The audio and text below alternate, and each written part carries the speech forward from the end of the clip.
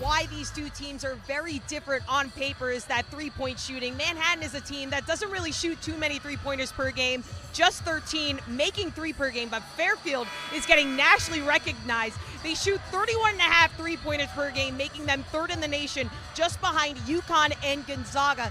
They make 12.6 three-pointers per game, making them #1 in the nation. And a former guard herself, head coach Carly Thibault-Dudonis, really emphasizes three-point shooting abilities in guard play, especially when recruiting them. But on the other side, Manhattan's head coach Heather Boulin is staying vigilant on defense, making sure that her players are hedging off ball screens and definitely getting back on transition, because those Stags are a threat, especially on the three-point line transition.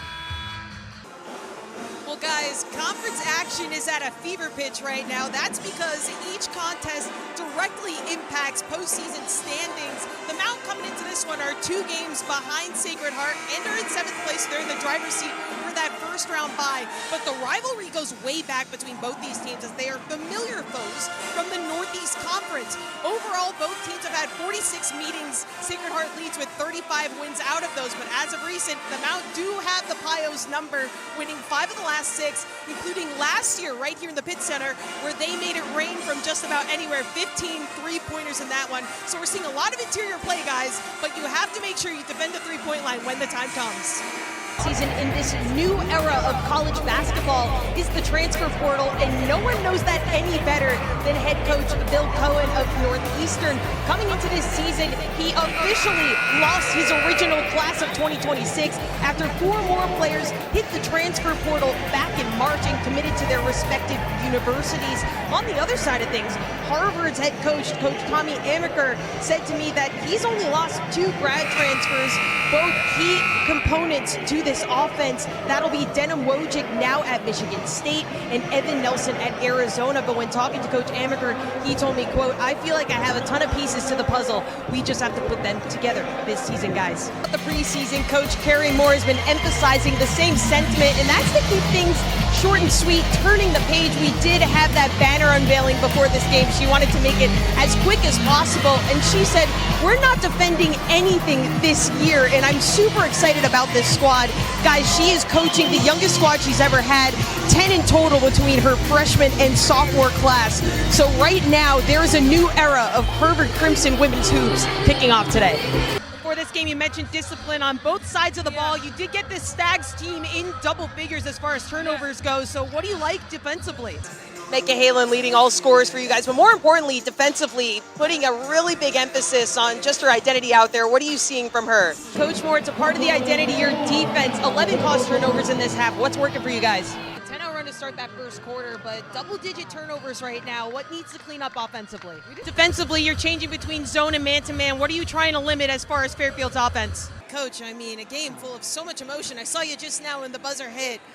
How do you get momentum in a game like this with 8 lead changes already? Coach Sparks and Brandon Benjamin giving you guys much needed momentum offensively. Who else needs to step up in this second half? You knew this would be a battle in the paint. You guys are having a little bit of an edge on those defensive rebounds. What needs to clean up on that side of the ball? Well, the Pios clearly on a little bit of a run for the three-point line. How are you going to negate that into this second half? Brandon, your 8th double-double of the season. Talk about just how exciting that is right now to do that. And talk about the team chemistry. You got your guys right behind you, a couple former teammates, former high school opponents too. How about the chemistry here? You guys are on a 3-game win streak right now. How do you keep it rolling? Positivity. Thank you, Brandon. Every time you step out, it feels like you're making your own history. You had a career-high 22 last game, a career-high 22 this game. How do you get going early and continue it over time?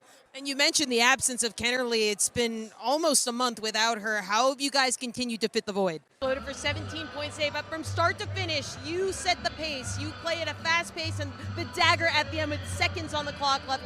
What got you going throughout this game? The game was high emotions as well, getting a lot from the crowd. How's it feel to get this one under your belt on the road? And for you guys moving forward, what's the identity to continue as far as MAC play goes? Bryce, and we're here with Coach as well. Coach, 26 points off the bench. How crucial is it to have that depth in a MAC conference like this one? Undefeated in MAC play with 3 games straight wins and this one on the road. How's it feel to get this one and continue with that momentum? Moving forward with a guy like Bryce Eaton on the floor, how's it feel to just have that as well as a spark plug offensively and defensively? Coach, your first overtime win, but 6 games straight now. How did this one feel? Someone that found a way, Cece Hernandez had 3 points in the first half, exploded and had some clutch 3-pointers down the stretch. How about her performance today? Proud of her.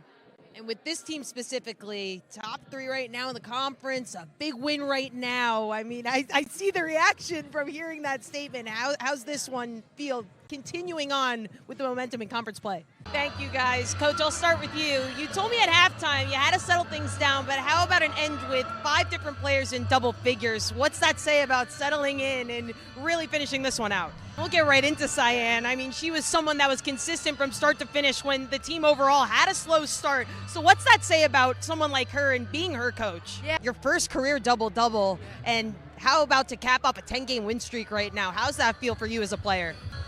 And you're in a position where you're a role player. You do all of the nitty-gritty things, I think. And what's that say about a player like you, the mentality that you come into each games with? And you continue to emerge on the scene from the beginning of the season to now. What does it take to continue this momentum?